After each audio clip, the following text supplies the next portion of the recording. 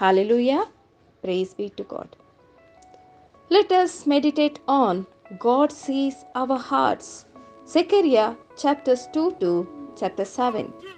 Zechariah chapters 2, 3, 4, 5, 6, and 7 contain significant themes and messages that offer guidance and encouragement to the people. Firstly, chapter 2, the promise of Jerusalem's restoration. The chapter begins with a call for the people of Zion to rejoice and be glad, for the Lord will dwell among them once again. The imagery of Jerusalem as a city without walls and the invitation for the exiles to return symbolize God's protection and blessing. The essence of this chapter lays in the assurance of God's faithfulness and the hope of renewed relationship with Him. Secondly, chapter 3, the high priest Joshua and the cleansing of sin. Joshua represents the people of Israel who have been forgiven and restored by God despite their past transgressions. The chapter portrays a courtroom scene where Satan accuses Joshua, but God intervenes and clothes Joshua in clean garments, removing his guilt and shame. The essence of this chapter lays in the message of God's forgiveness and His willingness to restore His people. Thirdly, chapter 4, the vision of the golden lampstand. The vision of a golden lampstand and two olive trees symbolizes the restoration of God's presence amidst them and the empowerment of His people. The lampstand represents the light of God's Spirit, while the olive trees represent the anointed leaders Zerubbabel and Joshua. God encourages the people to rely on His Spirit and the assurance that His power will enable them to overcome obstacles and complete the rebuilding of the temple. Fourthly, chapter 5, the vision of the flying scroll.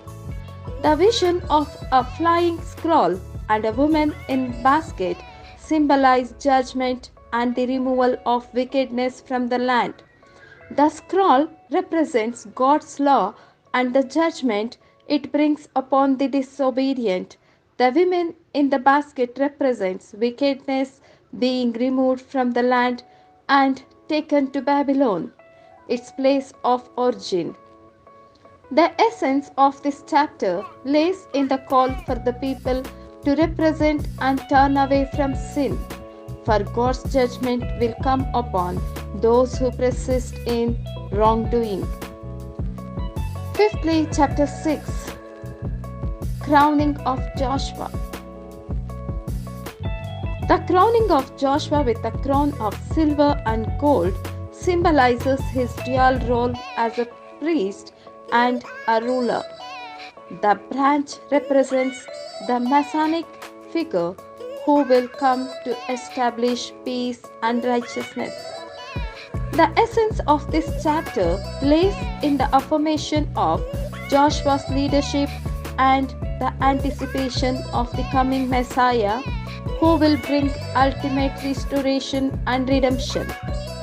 And lastly, chapter 7, true fasting and obedience.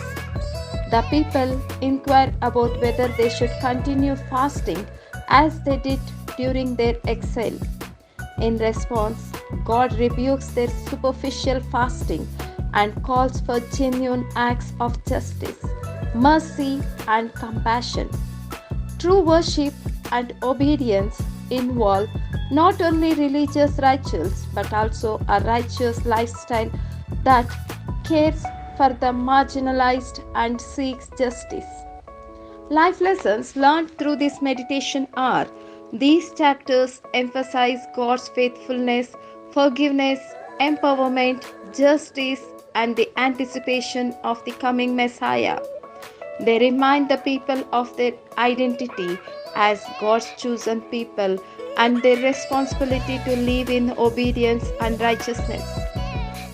Let us seek God's presence, pursue justice, and await the fulfillment of God's promises. Hallelujah. Praise be to God.